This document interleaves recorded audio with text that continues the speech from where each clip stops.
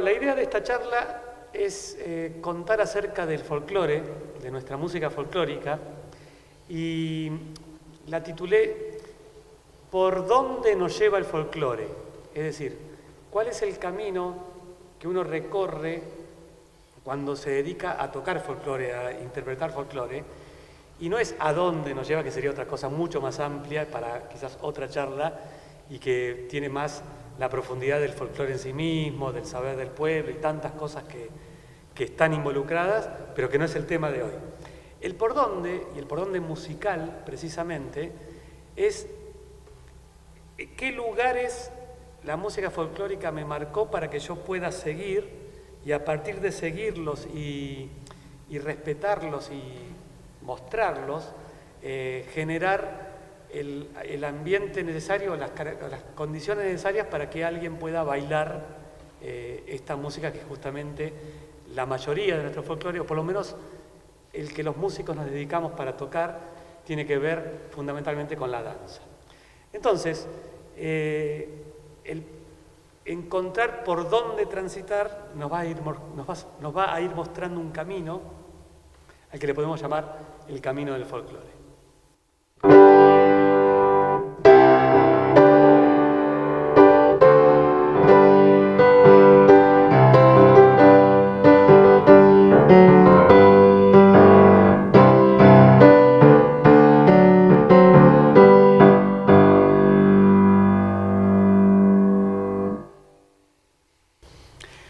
Bueno, hablábamos del camino del folclore y para poder hablar de un camino tenemos que entender cómo puedo construir ese camino, con qué se construye un camino.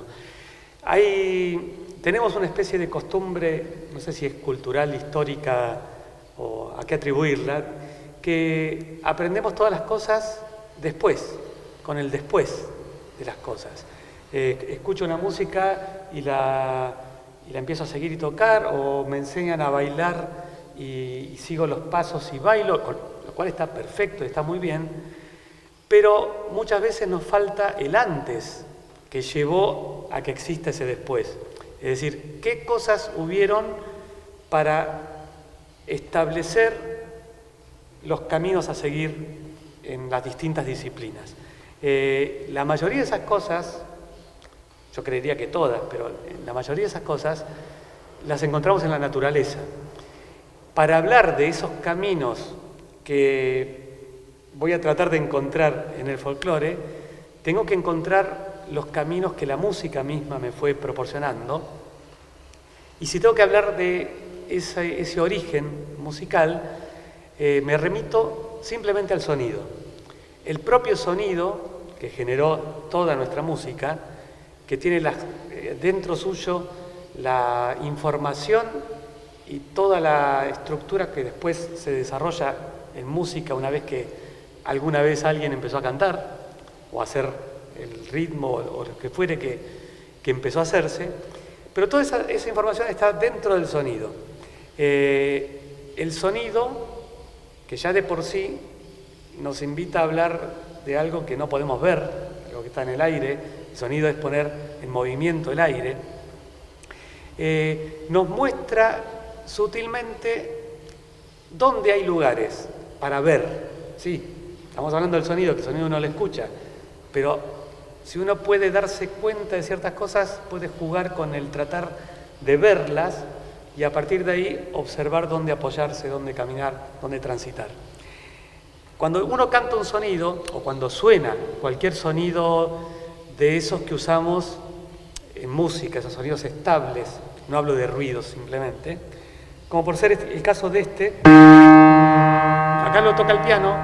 Cuando el piano lo toca, está provocando gran cantidad de cosas que ahora voy a tratar de mostrar. Si lo canto, cuando canto este sonido, pa, sin que yo quiera, sin poder evitarlo, mejor dicho, suenan un montón de sonidos más que se llaman los armónicos y que voy a tratar de manifestarlos, de poner una manera de cantar distinta que se llama canto de armónicos y que no soy especialista en eso, pero hay gente que lo hace muy bien, es típico del canto mongol, ancestral, y simplemente es mostrar lo que el sonido tiene adentro de esta manera. Si yo canto dentro de este sonido puedo intentar escuchar o hacer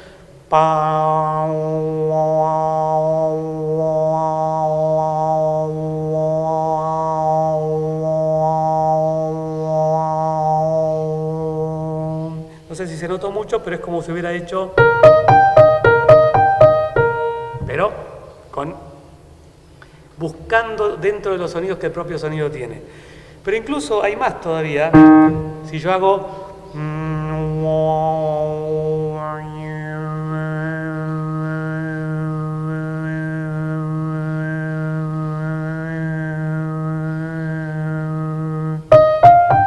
andaba por acá arriba, o por acá en realidad. Quiere decir que más allá de que hay muchos más, que algunos ya no son del todo audibles y menos los puedo, por lo menos yo, manifestar, hay un montón de información dentro del sonido y es muy claro, porque el sonido me va a terminar explicando todo siempre, que en la base, acá en los graves, justamente está lo que acabo de decir, la base, está la estructura donde se afirma todo, y por arriba de todos esos sonidos hay mucha información, muchos sonidos cada vez más chicos, más pequeños, menos claros, pero que están dentro del sonido. Podemos entonces hacernos una especie de idea de lo que está en el aire y lo que está en la tierra, está en el piso. Cualquier base, generalmente, de cualquier estructura que uno quiera hacer, la asienta sobre lo que tengamos de piso en ese momento. Eso es el sonido que canté, este sonido grave. Los sonidos graves, los sonidos bajos, funcionan como una base, como un sostén de todo un andamiaje que se constituye por cantidad de sonidos menos fuertes, si se quiere, menos robustos, y que existen y habitan junto con el sonido, pero más sutil, más en el aire, más volátiles. Vamos a ir entendiendo todo esto a lo largo de la charla, porque es muy necesario observar qué es lo que está en el aire y qué es lo que está en el piso dentro de la música.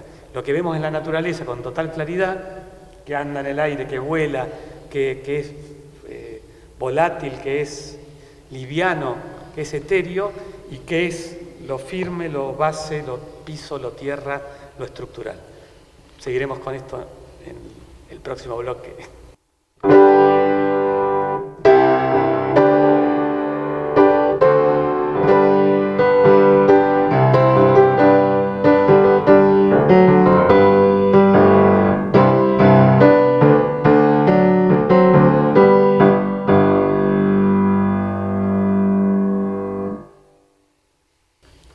Bien, intentando entender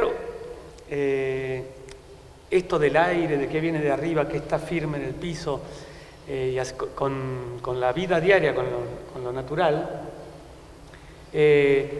podemos llegar a observar también cómo ha sido todo esto a lo largo de la historia de la música. O sea, qué cosas vienen del aire, qué cosas están firmes en el piso. Sabemos que la música, como comenté antes, se basa en el sonido, y el sonido es poner el aire en movimiento, y uno no puede ver un sonido, es imposible. Siempre digo que el que me traiga un frasquito con un do mayor o 15 gramos de un fa, listo, le digo, largo todo y me dedico a otra cosa. Es cierto que puedo provocarlo, yo estoy haciendo con algo físico, haciendo sonar algo acá, al apretar la tecla, que mueve la cuerda, y que eso es lo que hace poner el aire en movimiento y bla, bla, bla. Pero al sonido no lo puedo ver. Ya estamos trabajando en general con algo, si se quiere, ilusorio, o que hay que hacerse una idea de que existe porque no la veo. Entonces, intentando hacer un panorama histórico de este devenir musical, primero tengo que aclarar algo. Voy a estar hablando de cosas que digamos, teóricamente se empezaron a establecer, a dejar escrito, digamos, en la época de los griegos y casi definitivamente como hoy en día las usamos, por exagerar un poco, sobre el fin del Renacimiento ya tenemos, y entrando en el Barroco, toda la cuestión teórica para poder leer partituras, para poder analizar la música, comprenderla justamente desde lo teórico. Estoy hablando de casi, no saqué la cuenta, 1700 años, muchos años de evolución de cómo el hombre codificó y entendió lo musical y lo dijo, bueno, lo escribo así, lo defino así, lo explico así. Pero nos estamos olvidando que antes de que los griegos dijeran, bueno, vamos a agarrar los modos, los pies rítmicos y todo lo que de alguna manera dejaron, la música venía de antes. No podemos creer que 6 tipos se juntaron a inventar un sistema teórico y a partir de ahí se empezó la música. Siempre es al revés. La música viene de antes, por milenios, o cualquier cosa viene de antes y después la trato de explicar. Quizás para dejarlo para la posteridad, para entenderla mejor, para avanzar. Yo siempre cuento que la teoría tiene muchos huecos, muchos errores, muchas falencias, pero gracias a esa teoría podemos comprender o podemos rescatar una obra de Beethoven, de Bach, hoy día. Sin eso no hubiéramos podido saber cómo sonaba, porque lo que sí sabemos es que grabaciones no había. Es decir, el medio ideal para registrar una música, que es una grabación, es muy moderno en cuanto a la historia. Entonces, lo que quiero aclarar es esto.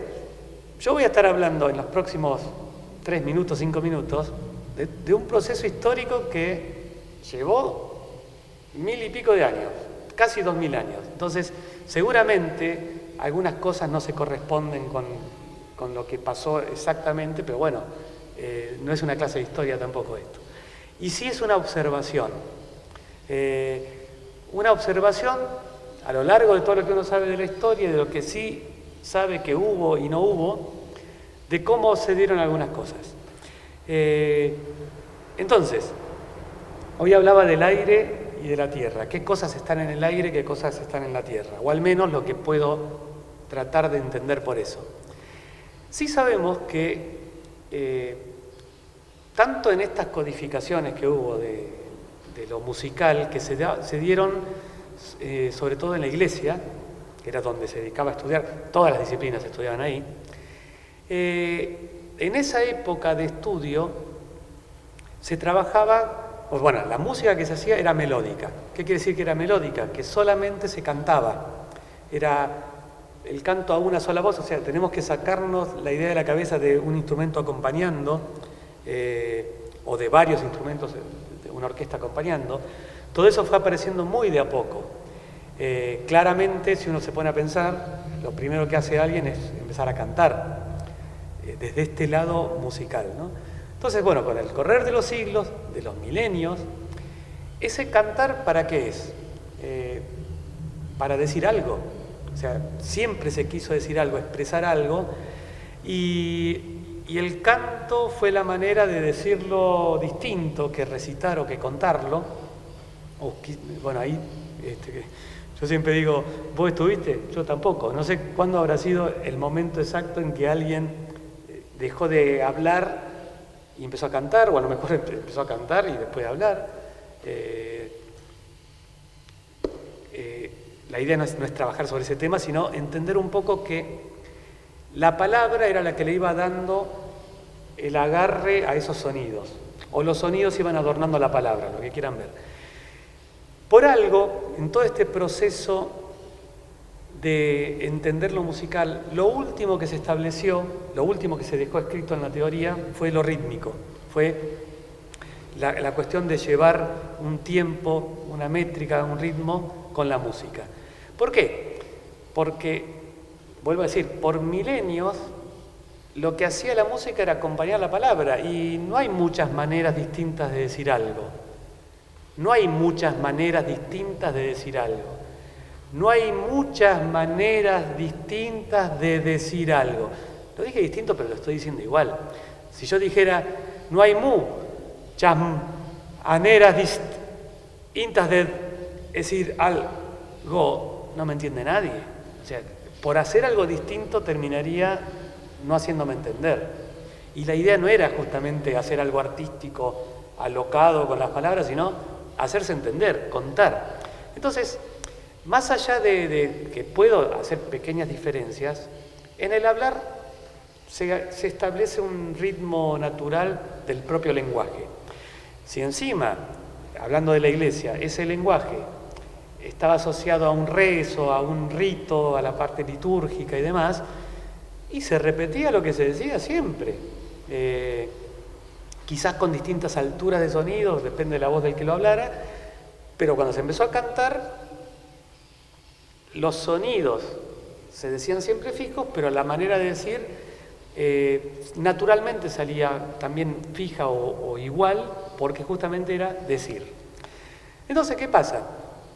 Por eso se codificaron los sonidos primero, rústicamente al principio, después con mucho más precisión, y por último lo rítmico. Ahora, para lo rítmico se tardó un montón de tiempo. Si ya estoy hablando de Edad Media, casi Renacimiento, incluso en el Renacimiento, cuando ya empieza la polifonía, que se canten varias voces a la vez, cada voz decía su texto, porque no entraban todos juntos. Uno iba diciendo algo, otro decía lo mismo, pero un poco después, y así se armaban unas músicas fabulosas, sacras, que cada cantor decía el texto con el ritmo de la palabra o de la oración que quería manifestar. ¿Dónde está la necesidad o la naturalidad de empezar a acomodar lo que yo canto con una cuestión rítmica?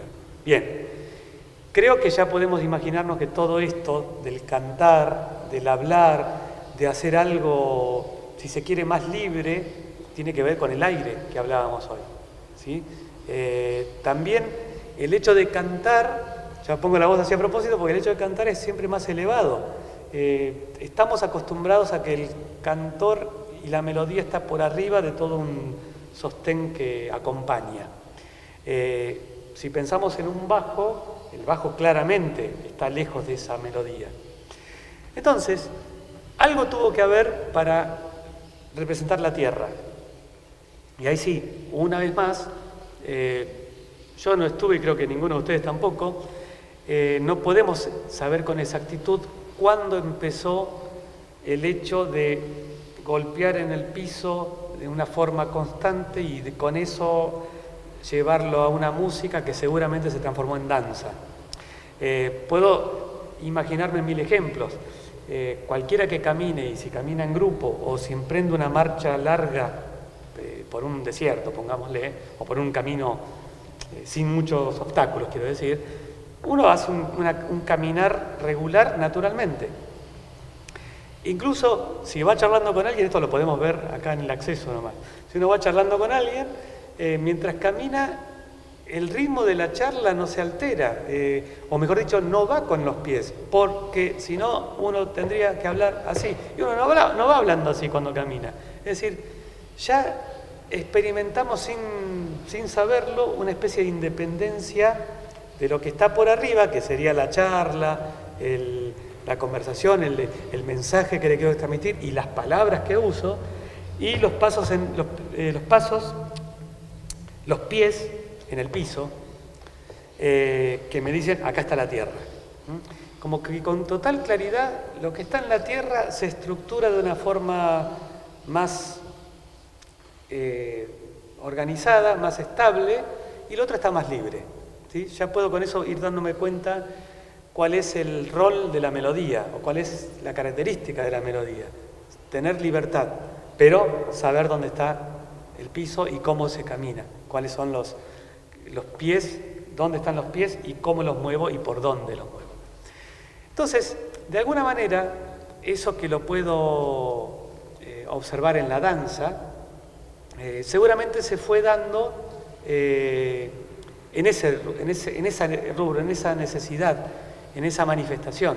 El necesitar un acompañamiento, una música, una forma de sonar algo para poder bailarlo. Por supuesto, como claramente es todo, esto es algo progresivo, y en algún momento, seguramente, yo hablaba de que estas melodías de canto gregoriano sería, en cantos religiosos estaban en la iglesia, obviamente. Seguramente en el pueblo estaba esto de la danza, pero también había cantores populares que cantaban y hacían melodías de este tipo, contando historias del pueblo, los famosos trovadores, estoy hablando de la Edad Media. Y en algún momento del cantor que contaría sus historias y la gente que querría bailar, se fue armando, vaya a saber en qué momento de toda la historia, si es que no existió de antes, esta necesidad de cantar arriba de estas músicas que se bailaban.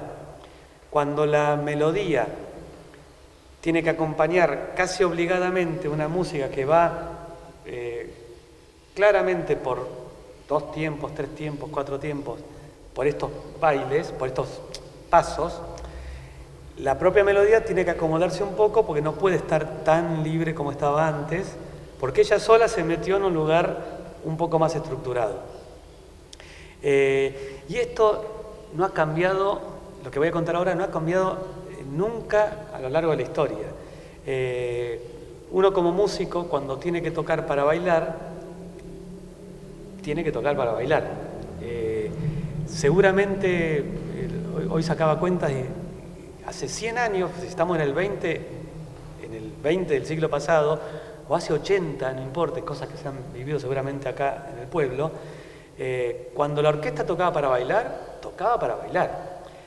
Si un músico, por la curiosidad del músico, el juego, el estar con los compañeros, empezaban a tocar cosas más de improvisación o de juego, o de tratar de irse de esa música porque estaban compenetrados con la música, los que querían bailar le tiraban con los vasos.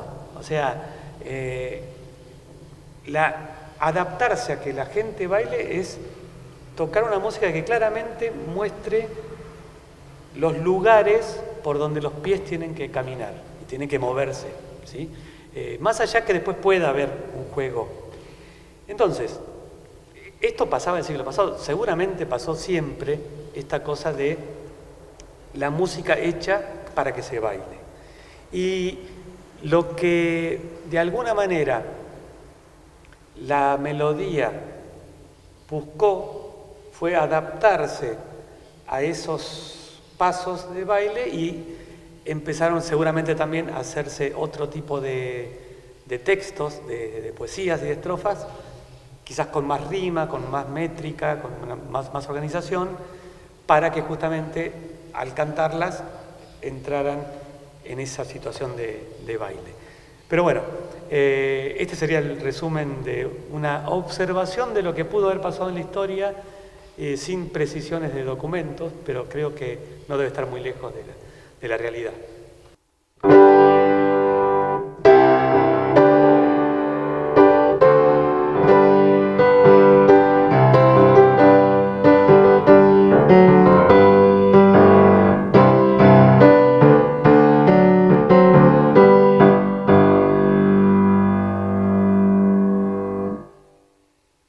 Entendido un poco este tema de qué pudo haber pasado con la música en la historia,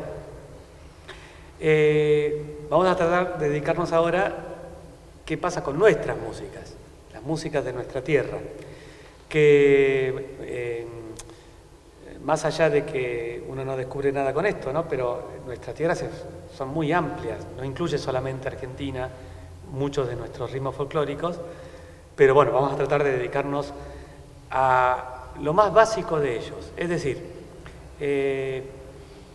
a esas músicas que la mayoría de los músicos nos dedicamos cuando queremos hacer folclore, o el aficionado quiere hacerlo, las que más abundan, que tienen que ver con la samba y con la chacarera. Cuando hablamos de chacarera también incluimos el gato y otros ritmos, el escondido, que es una especie de gato, y bueno, y varios ritmos más porque hay como una especie de matriz común para esa organización.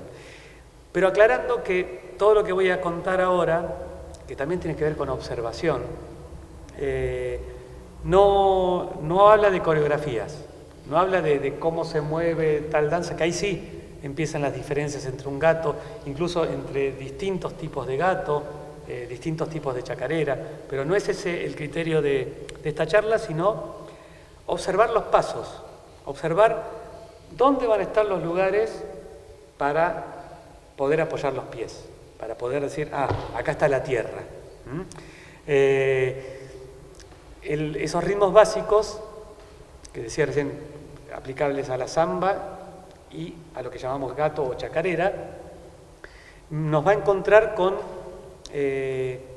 también un planteo de lo que contaba hoy, ¿no? De si hay algo que está en el aire y algo que está en la tierra, yo voy a tener que observar qué cosas me marcan la tierra, qué cosas de la música, de los instrumentos, me muestran con claridad algo que puedo asimilar a la idea de pisar, de poner el pie en el piso, de pisar tierra. Ya lo dije hoy con el sonido. El propio sonido, su estructura se basa en el piso que yo logro mostrar cuando canto un sonido grave. Incluso mejor todavía acá, que el piano permite cantar más grave de lo que puedo cantar yo. En los graves es donde yo reflejo la tierra.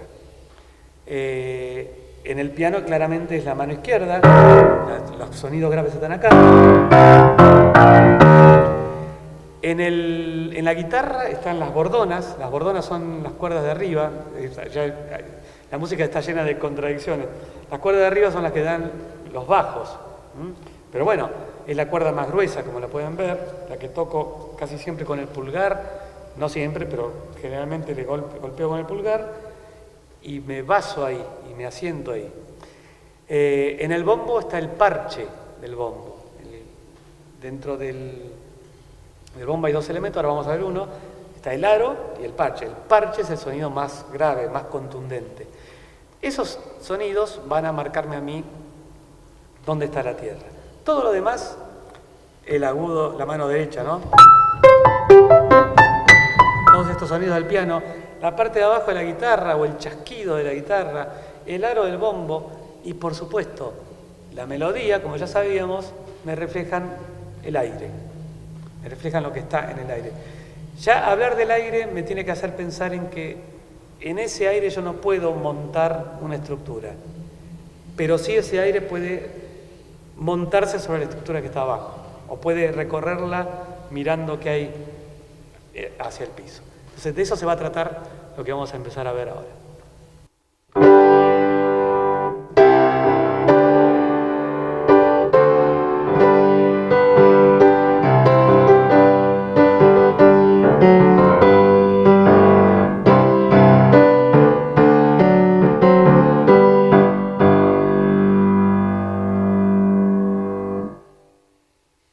Acá tenemos el bombo, yo les decía hoy que claramente este sonido grave me muestra la tierra y este sonido, que es el aro, es un sonido mucho más agudo, mucho más volátil, desaparece enseguida. Cambio yo así. Ya con eso solo ya me muestra el propio instrumento que es algo firme y estable y que es algo que vuela.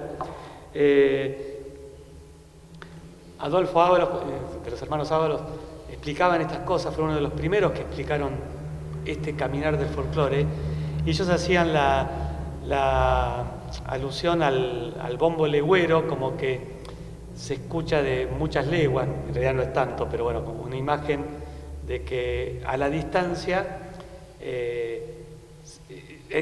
cuanto más lejos se escucha un bombo, imagínense el medio del campo, ¿no? El medio del monte más que el campo. mejor calidad tiene y demás. Pero él explicaba que si uno está en la fiesta, como para entender dónde van a estar esos lugares de tierra, ¿no? esos lugares contundentes, si uno está en la fiesta, en la guitarreada, va a escuchar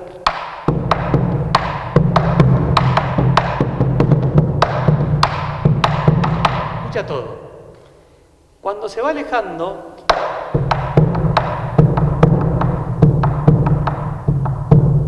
a medida que se aleja, el que empieza a desaparecer primero es este. ¿Sí?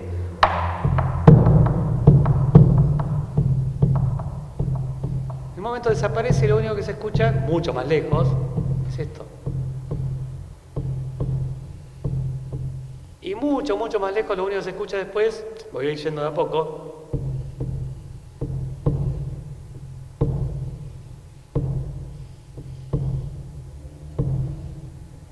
el único que suena un poco más fuerte cuando yo estoy, vuelvo a tocar todo junto, ¿no? Ese, en el que hay una mayor descarga, es el golpe más importante de todo este complejo que es la chacarera, gato y demás. Ya vamos a hablar un poco más de esto. Pero, justamente, observando la chacarera, si yo directamente considero que este golpe no existe, que no es contundente,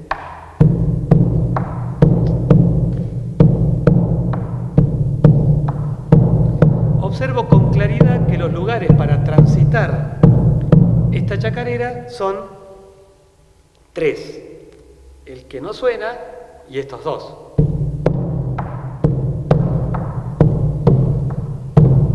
Mucho más ostensiblemente estos 2. Con lo cual, cuando yo paso al piano, toco el bombo al revés porque estoy acostumbrado al piano, no toco el bombo, así que ya vamos a tener un buen invitado que nos va a mostrar. Pero la zurda es la que se encarga de representar el parche.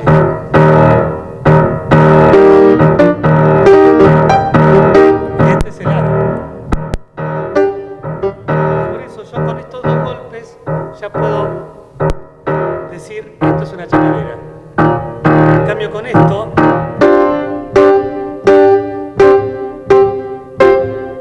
solo no me sonaría chacarera.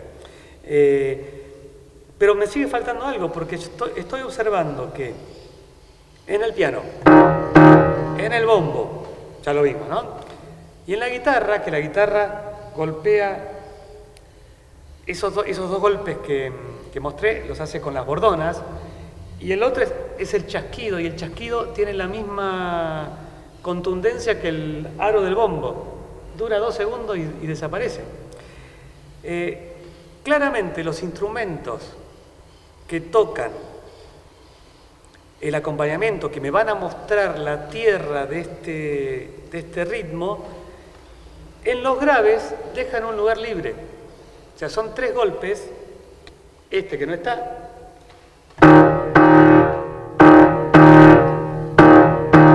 y todos los instrumentos hacen eso. No, se ocupan de no tocar este golpe, el primero de los golpes.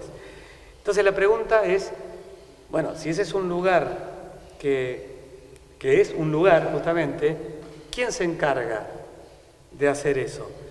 Si no lo hacen ni el grave del piano, ni el grave del bombo, ni el grave de la guitarra. Bueno, el que se encarga de pisar el piso, apoyar en la tierra, en ese lugar, es el pie del bailarín, el pie de la bailarina.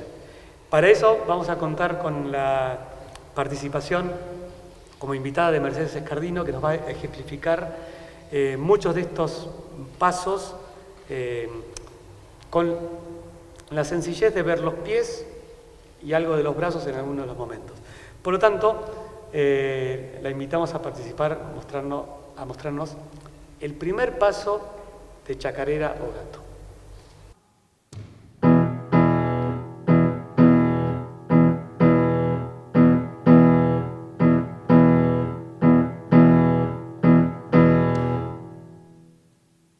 Bien, entonces, ya vimos cómo los pies van buscando rellenar este hueco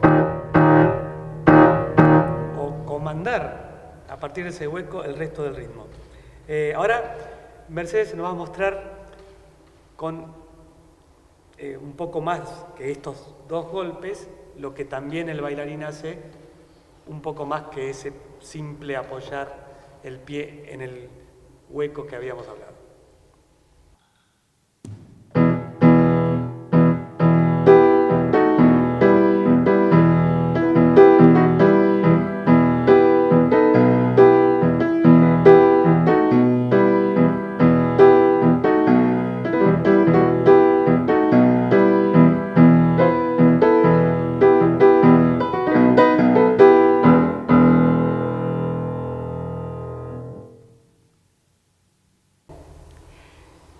¿Qué nos queda entonces? Porque ya hemos visto cómo los pies del bailarín caminan sobre estos lugares que hemos encontrado, el hueco que decíamos y los dos lugares que realmente se marcan, y por ahí transita toda la parte de tierra del propio cuerpo, que son los pies, el contacto con la tierra de los pies del propio bailarín o de las bailarinas. ¿Qué nos queda? El aire.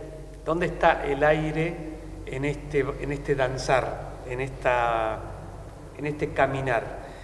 ¿Dónde está lo que de alguna manera va a ser comparable con la melodía?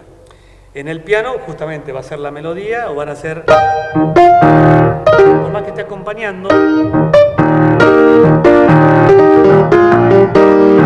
es lo que puedo llegar a hacer en el aro del bombo. Para algo no tenemos. O sea, más allá de esto,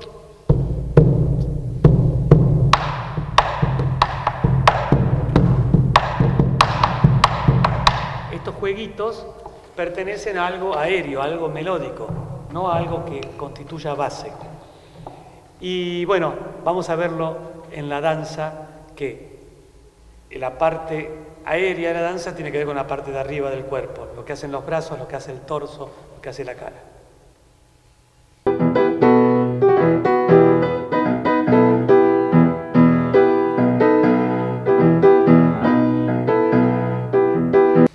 Pues bien, entonces estamos con esto que me muestra la chacarera de estos golpes, y de alguna manera yo puedo ir encontrando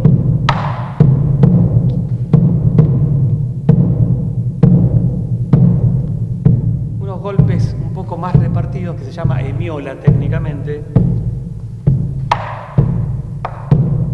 que si me instalo acá, esto es como una especie de comparación de algo que puedo observar, más allá de que no estoy diciendo que algo haya salido de esta cuestión. Simplemente observo que de tocar chacarera y ver las hemiolas que se hacen en la chacarera, que es agrupar los tiempos un poco más alejados y manifestarlos así, por ejemplo,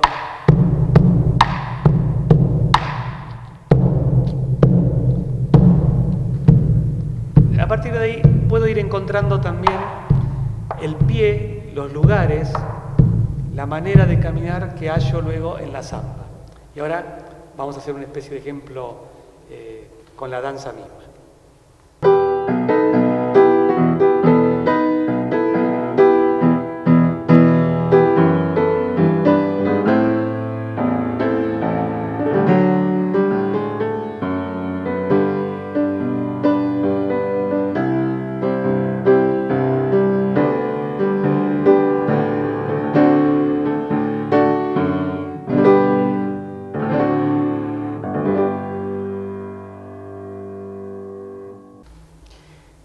Ya instalados en la samba, también con la samba me pasa lo mismo. Observo qué hace el grave del instrumento, o los graves de los instrumentos, qué es lo que hacen. El bombo va a ser en la samba, estaba recién así, ¿no?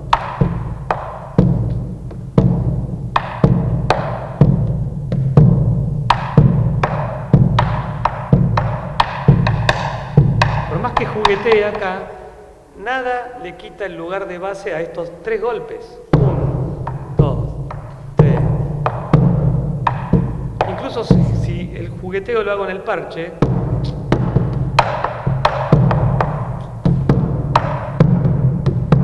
este es el que siempre va llevando los 3 golpes que hacen caminar a la samba también. Estos son los lugares por donde encuentro el camino para caminar en la samba. Todo lo demás, todo lo que haga, pertenece a ese lugar del aire, a ese lugar del juego, de lo volátil, de lo que adorna. Vamos a ver entonces en la danza cómo es este juego de los pies y los brazos.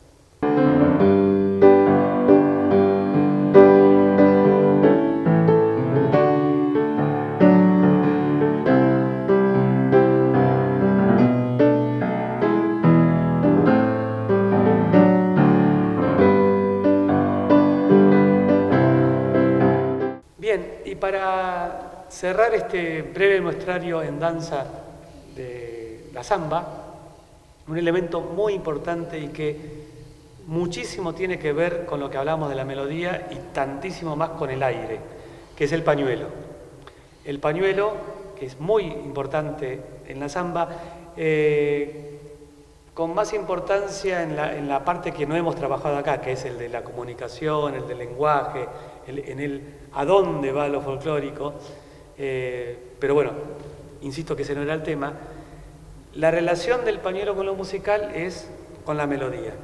Esa libertad que la melodía tiene para moverse a pesar de la estructura, que en el canto le llamamos fraseo, cuando voy diciendo las palabras no tan atado al ritmo, pero sobre el ritmo. En la danza lo encuentro en el pañuelo. Ahora vamos a observar cómo en el pañuelo veo esos vuelos, esas figuras que no aceptan la rigidez. Por más que yo ponga el brazo rígido para moverlo, el pañuelo va a responder de una forma muy, muy libre. Y encima no es de buen bailarín poner el brazo rígido para mover el pañuelo. Es todo lo contrario, todo lo que el brazo también va figurando y moviéndose, el pañuelo lo refleja. Y no lo refleja de forma rígida, sí lo refleja en el aire, volando. El rol que tiene que tener tanto el pañuelo como la melodía.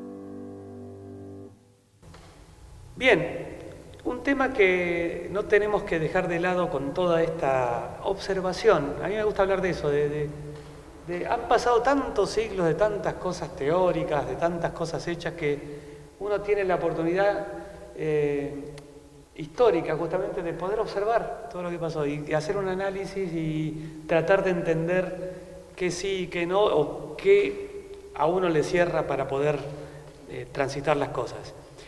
Cuando hablaba de lo teórico y lo que tardó en la teoría de la música en definir lo que es un compás, que de alguna manera es la administración de esos pulsos, de esos lugares donde camino, de una forma pareja, cada 2 tiempos, cada 3, cada 4. Ya estamos viendo que nuestro folclore camina cada 3 tiempos, tanto la chacarera como la samba y los derivados. Los lugares donde piso la tierra, voy dando cuenta que son 3 en total cuando vuelve el ciclo a repetirse. Esos lugares, hablábamos que están en la tierra, están en el grave, pero a veces no alcanza el grave simplemente para reflejar la tierra que ellos son. Si yo, por una cuestión de ser diestro, de ser derecho, no tengo la lateralidad, nada más que en ese lado, me van a dar ganas de hacer en la chacarera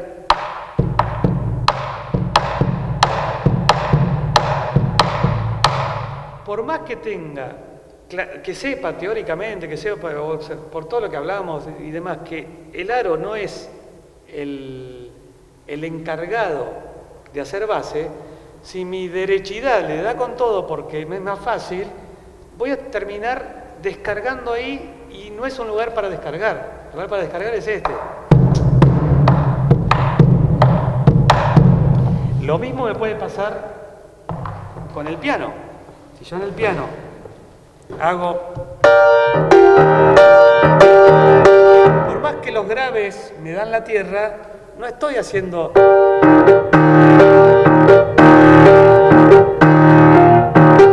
¿Sí? Es decir, no estoy descargando en el lugar donde tengo que descargar porque mi cuerpo está acostumbrado a pisar siempre con la derecha. Entonces es todo un desafío para los, sobre todo pianistas y percusionistas, ¿no? Depende de qué lado usen o con qué golpeen, cuál sea la mano que golpea. Si la mano que golpea es la derecha y se encarga de los graves, bueno, coincidimos, pero si justo está golpeando los platillos en los lugares donde no hay piso, donde no hay tierra, como tener cuidado de no descargar en un lugar donde la descarga no es natural, la descarga debe ser en tierra. Bien. Entonces, para mostrarnos un poco, mucho mejor que yo, porque el bombo me lo han prestado hoy y le agradecemos a Hugo Bustamante, pero bueno, tengo el placer de contar como invitado para mostrarnos tanto la chacarera como la samba en el bombo a mi querido amigo Osvaldo Avena, es un músico tremendo, una enorme persona, y de una trayectoria fenomenal y muy, muy rica. Ha sido desde percusionista de Mercedes Sosa muchos años hasta todos los que puedan imaginarse. Pero sobre todo es una excelente persona y un gran amigo. Y él nos va a mostrar en el bombo un fragmento de la chacarera y otro de samba, en el cual ustedes podrán observar el parche cómo le pega, cómo lo va llevando y cómo los mismos conceptos que fuimos viendo acá, los vemos en el instrumento adecuado.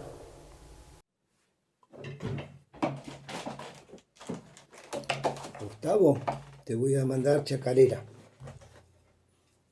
A ver. Se va la primera.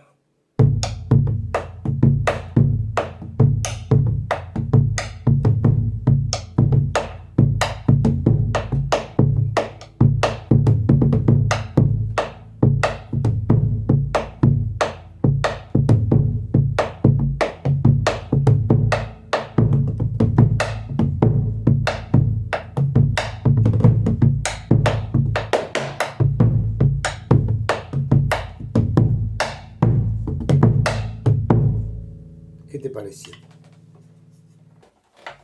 Samba, Gustavo.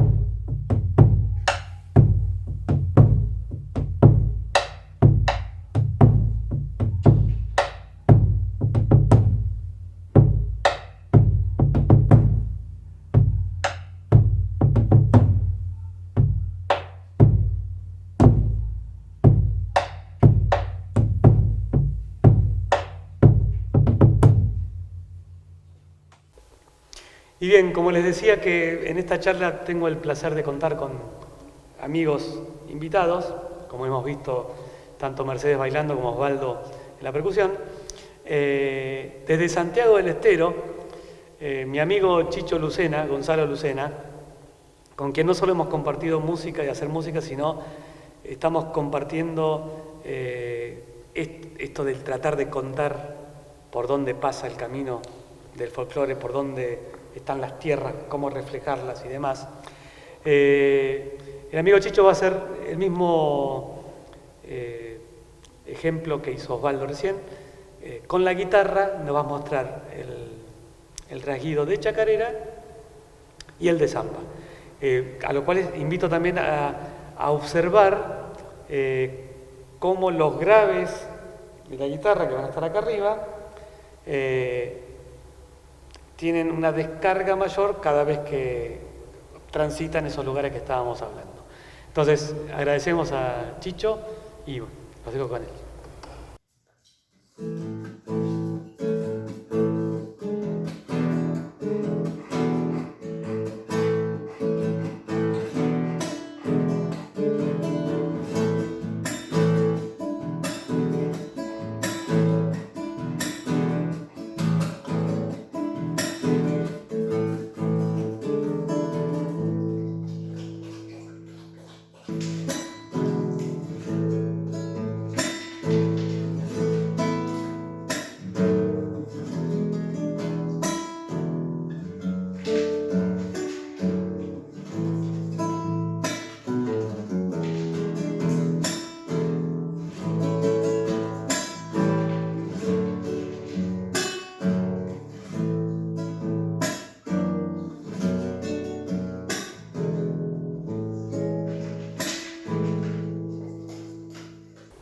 Bien,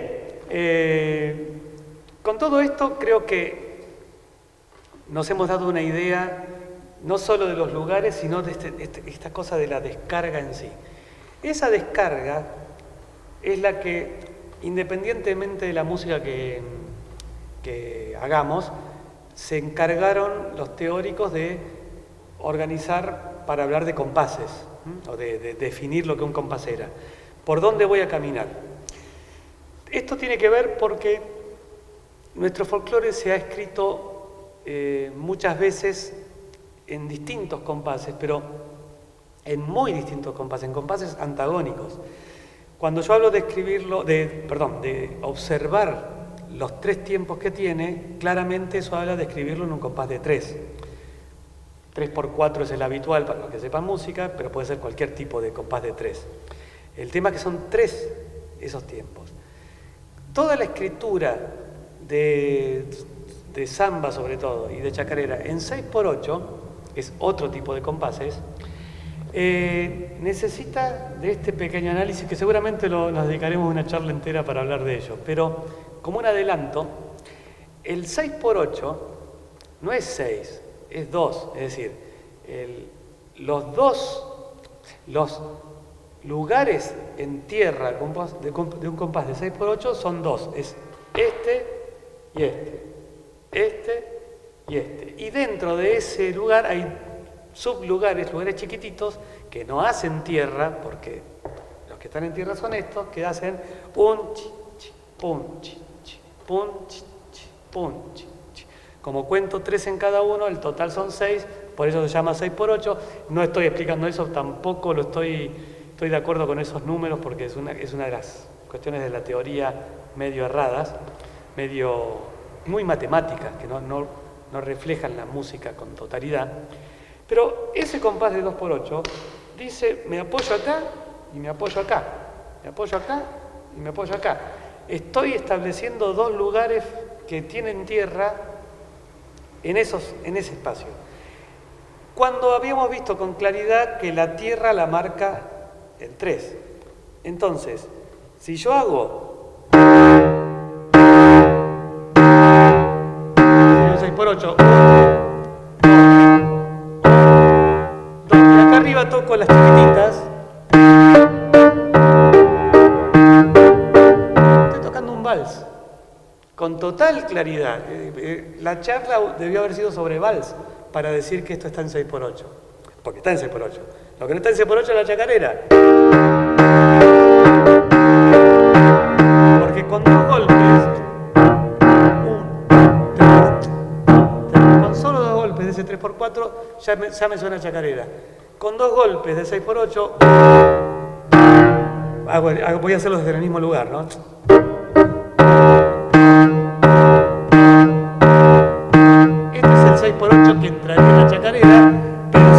marca lugares graves, esto no me suena chacarera. No hay forma de que no suene chacarera ahí. Entonces, ¿qué se dice también? Se dice que arriba está en 6x8 y abajo en 3x4. Ajá. Bueno, ahí nos acercamos un poquitito más.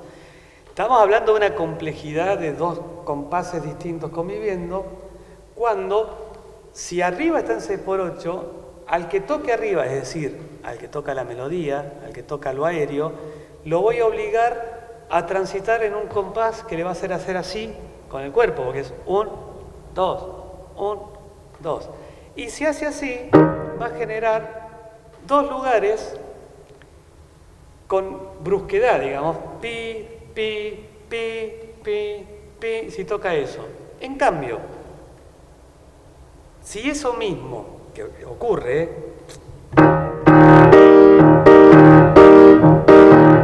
esos dos sonidos en la chacarera, si yo los toco sintiendo que el segundo de ellos no está en un lugar, sino que el lugar está después, es decir, pa, pa, pa, pa, pa, ya mi cuerpo va a hacer esto, pa, pa, pa, pa, va a sentir que la descarga está después de lo que yo toqué. Eso en la teoría se llama síncopa. Es decir, ¿qué es una síncopa? La síncopa es crear la ilusión de que algo se apoya en el piso, pero cuando miro abajo, no hay nada. Por eso es tan mágica la síncopa. Si yo a los encargados de hacer síncopa, o sea, los que tocan arriba, en ese ejemplo, ¿no? Hay muchas otras formas, les digo, tocan 6x8, el tipo en su cuerpo va a decir pa, pa, pa, y no va a ser síncopa, va a creer que hay un lugar fijo para apoyarse. En cambio, si hacen 3x4 o en 3 tiempos ese mismo ritmo, cuando toca va a ser pa, pa, pa, pa, y va a tener ese vértigo, esa es la palabra, ¿no? Ese vértigo de tocar donde no hay que apoyarse, y ahí se produce la magia. Entonces, tampoco hay 6x8 arriba, 3x4 abajo. Es todo 3x4 o todos 3 tiempos con síncopa. Bueno, quedan varios temas para seguir hablando, así que muchas gracias por atender y muchas gracias a Cultura por esta oportunidad de poder transmitir todo esto. Buenas tardes, soy Mercedes Escardino, bailarina y directora de Ballet Alma Pampa de Pehuajó. Quiero agradecer a Gustavo Hernández por haber pensado en mí y haberme convocado para integrar su proyecto. También agradecer a la Dirección de Cultura por el espacio que nos han dado para poder haberlo llevado a cabo. Y bueno, en estos momentos que estamos viviendo, que debemos quedarnos en casa, es muy lindo ser parte de un proyecto que tenga que ver con la música y con la danza de nuestro folclore argentino. Muchísimas gracias por la convocatoria. Mi nombre es Chicho Lucena, soy músico de Santiago del Estero. Les agradezco el espacio a Gustavo Hernández y a Cultura de Pehuajó y bueno, los felicito por difundir lo que es nuestra música argentina. Les mando un fuerte abrazo. Amigos de Pehuajó, amigo Gustavo, me alegró mucho que me pidas esto, ahora que tengo bombo, porque con esto de la pandemia yo lo había dejado en la sala. Y en una escapada que me hice, me fui a buscar un bombito, una guitarra, una conga, por lo menos para tener cosas amigas con uno. Bueno, me recuerdo mucho Pehuajó, la pasamos muy bien ahí. Y que vos, un maestro grosso, estés dando clases ahí es una suerte para los pehuajenses. Esa es tu tierra y todo lo que le puedas dar va a estar bien dirigido y bien enseñado. Este pequeño aporte que te mando, ojalá sirva. Y le mando un gran saludo a todos los que están ahí. Gracias por todo. Muchas gracias a Cultura de Pehuajó y a vos, Gustavo. Abrazo.